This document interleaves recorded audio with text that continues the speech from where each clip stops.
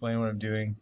So this looks confusing with all these dimensions in here, and it kind of is, but we always go to the outside first, and that gives us our overall dimensions. So we've got our overall width is 4, overall depth is 2, overall height is 1.5. So I've given more dimensions on my top view, so I'm going to start in my top view and do 4 by 2 and then extrude to 1.5. So I'm going to start a sketch in my top view. I always want to start on the origin, and if you ever miss, you can always escape out of your tool and drag it down and it'll lock it in there.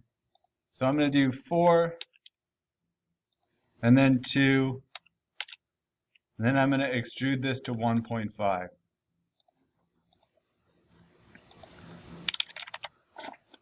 Okay, now the next step I said was to do the fillets, and the fillets are shown here. So if you see it once, now your drawing might not have had this, it has it now, but the fillet radius is 0.25. So I'm going to choose fillet.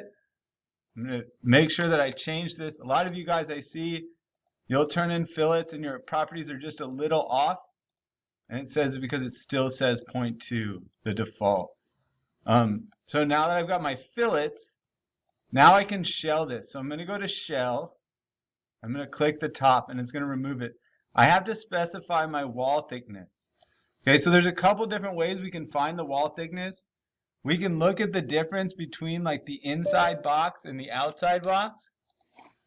Is one way to do it, or we can look at this detail view. We've not seen a detail view, but this is actually a detail view of a section view. So we've seen section views. This is when it's cut in half, so we can see it's like the box is sawed in half. And then we've got a little circle over here, so this is a close-up of this.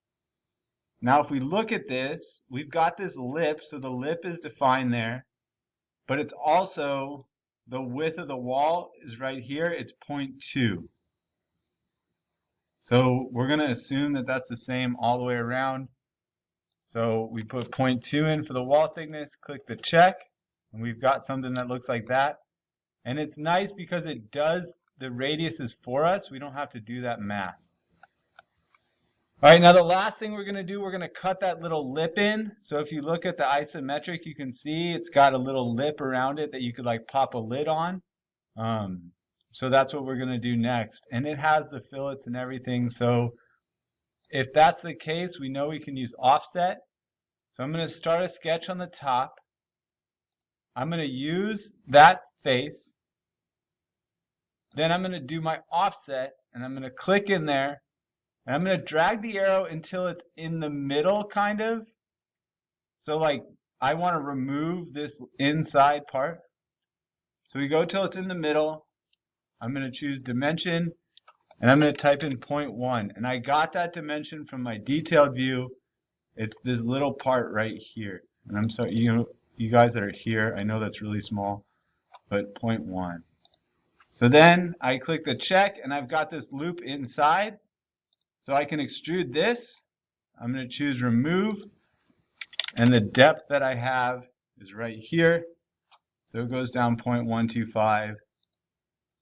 I click the check, and now I could model a lid for that if I wanted to.